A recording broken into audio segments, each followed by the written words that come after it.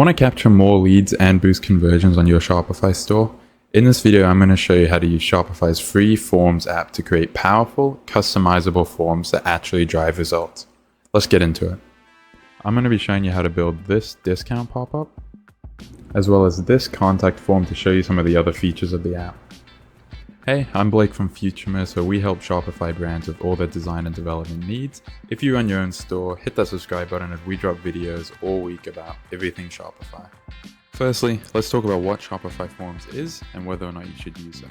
Shopify Forms is a free app powered by Shopify that lets you create all kinds of forms, from discount pop-ups to contact forms and more. Shopify Forms integrates with Shopify Email, which is Shopify's default email marketing tool. Additionally, Shopify Forms also lets you create all kinds of forms with all kinds of fields, including things like file uploading, setting your customers' birthdays, and more. To get started, you're going to want to head over to the Shopify App Store and search for Shopify Forms, or just head to this link here. Once you're here, this button will say install instead of open. I already have it installed, so it says open, but you just want to click that and that will take you to the Shopify dashboard, where you just have to click install to install the app. Once the app is installed, head over to your Shopify store, click on apps, and you should see Forms here in your installed apps. When it's your first time opening Forms, you'll see this pop up here that says create form. So you're going to want to click that to create your first form. You can then select between two form types, pop-up and inline. Pop-up obviously pops up like this, whereas inline shows directly in the page. You're then going to want to type a name. So we'll start by creating a discount pop-up. So we'll select the type pop-up and type in the name as discount pop-up. When you're creating a pop-up form, you can then select between two types of display. There's floating and there's overlay. Overlay overlays on top of your content, whereas floating will be floating at a certain point of the screen, which you can change from bottom left, bottom center, and all the other options you have here. We're going to select overlay, and you can choose how dark you want the overlay in the background to be, so it can be completely black, or you'd more likely want it to slightly show the content behind. You can then see the teaser, which basically shows a little teaser that you can then click on that would show your pop-up. For now, I'm just going to set this to never, but you do have that option if you're interested in that. Further down the page, you can then see these fields to customize your actual form. We're going to be doing a discount pop-up, so we'll want to change the title to something along the lines of 10% discount, or get 10% off. Don't miss out, get 10% off your first order. So you're going to want to adjust this copy obviously for the discount you're offering, and also tailored towards your brand and your users. Below that, you can see fields. Here you can add new fields. You can include all these different sorts of fields depending on what you want. For a discount pop-up, you generally want to keep it as minimal as possible to make it as easy as possible for the user to fill out. Obviously, if you're creating something like a contact form, which we'll be doing later in the video, you'll want to add some other fields on top of just your first name and email. Below that, we can see we can customize the button. So you might want to change that to get my discount. And then you also have this disclaimer, which you can leave that as is or change it depending on how you plan to use your form. Further down, you can control the success behavior, which is essentially what happens after the user successfully submits the form. In this case, we're going to show a message, but you can also redirect to another page if you have a page set up for that kind of thing. Since there's a discount form, we're going to want to click this select a discount so we can show a discount to the user after they submit the form. I've already got this discount set up, so I'll just choose that one. And then here you can change the title and the content, which shows after the user submits the form. I'll just leave that as is. Further down the page, you can control the styling of your pop-up. That includes the background color. I'm just going to leave it as white. You can also customize the text color. I'll leave that as black. The accent color, which as you can see shows when you actually focus on each of the fields. And then you can also change the button color. So you can make it white, you can make it red. I'll make it a dark red just for example. The form fields, you can keep them with this white background, or you can make it transparent. might be better to see the difference on a different colored form, but as you can see, the form fields are white. If you select transparent, they're now transparent. We'll keep those as white. You can also adjust the typography, so you can change the font from the long list of fonts here. I'll just leave those as is, but you can change them for the heading as well as the body. You can also add an image to your pop-up. You can change its position from the left, right, or have it as a background image. I'll just add one to the left. I'll just use this image as an example, but you're going to want to use an image that really pops and speaks to your user. You can then change how the image scales, so you can have it fit or fill the entire space. You'd probably want fill, but you need to make sure your image is customized for that. Scrolling down, you can then see the behavior section where you can change which device you want it to show. So perhaps you might want to show it on desktop only. You can then change on what page you want it to show. So you can show it on all pages, or maybe you just want product pages. I'm going to show it on all pages for now.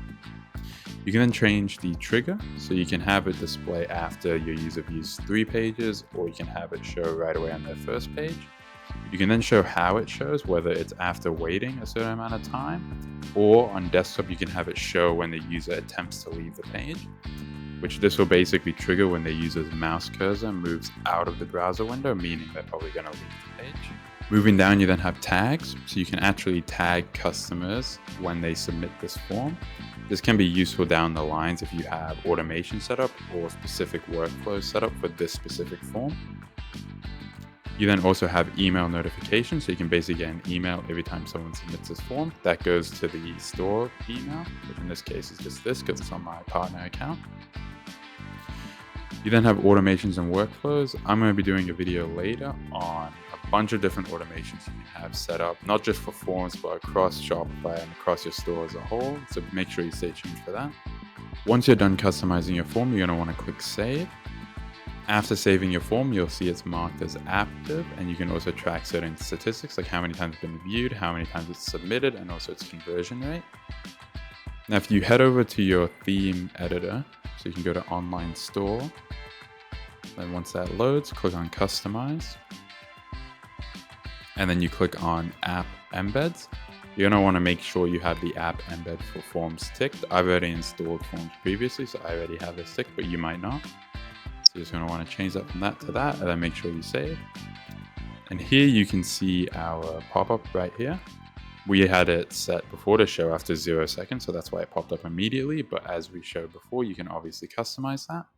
So that's how you set up a simple discount pop-up. Now let's move on to the contact form. To create your contact form, we're going to want to head over to the Forms app again and click on Create Form. That brings up that same pop-up we've seen before, but this time we're going to choose Inline, and we'll just call that Contact Form. You can see the preview for the inline form slightly different, and it also doesn't have the pop-up display options that we saw previously, but we still have these title, content, and fields that we can customize. So for the title, we might want to choose Contact Us. For the content, we can say, please fill out the form below. And then in the field, you can choose between customer or company and customer. If you're selling B2B, you can collect company information as well, not just customer information. But in this case, we're going to leave it as customer. We can then click add new field, and we might want to add some more fields to just the first name and email. For instance, we might want to add the phone field. We can choose whether we want it to be required or optional. I'll just pick it required. We then might want to add a file upload field so customers can attach files to their message to us. We then obviously want to add a message field to our contact field, so we can choose this multi-line text, and we might just call that message. You can add validations for these fields, so we can have a minimum amount of characters in the message or a maximum. We can make it required, and we can store that message as a meta field on the customer. So later on, when we're dealing with anything to do with this customer, we have it set up as a meta field right there. I'll just drag that on top of the file upload field. And further down, you can see the same button label, which we can change. We'll leave it as submit for now. We also have the disclaimer, which you might want to remove for a contact form or change whatever you want to put there. We then have the same success where we can either show a discount or leave it as is.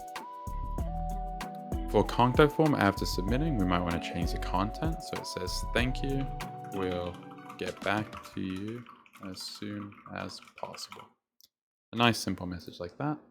You can then see the tag section, so you can add tags again as we saw with the pop-up form.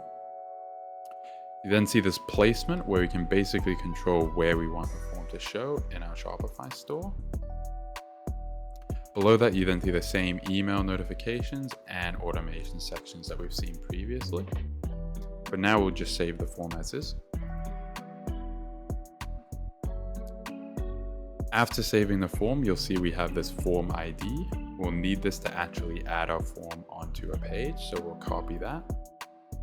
You'll then want to head over to your theme editor and navigate either wherever you want the form to show. In this case, we want it on the contact page. So here we're going to want to click Add Section and then click Apps and then choose Forms. And then here you can see it asks for Form ID. So we're going to want to paste in that Form ID that we just copied. We'll then hide the default form that was already showing. And then here you have some of the other customization options. These ones you were seeing previously for the pop-up form in the styling section when actually creating the form, but for inline forms it shows here in the actual theme editor. The reason for this is on certain pages, if you're using the form across, you might want different styling. You can then also change how the text is aligned, whether you want it in the center or if you want it to the left or the right. Just like that. We'll leave it in the center. You can also change the form alignment, whether you want it in the center of the container or the left and right. You can also adjust the padding around the form. So if you have it below a certain section that doesn't have much padding, you might want to increase the padding on top, for instance. Or as you can see here, the distance to the footer is quite low, so we might want to add some extra padding on bottom.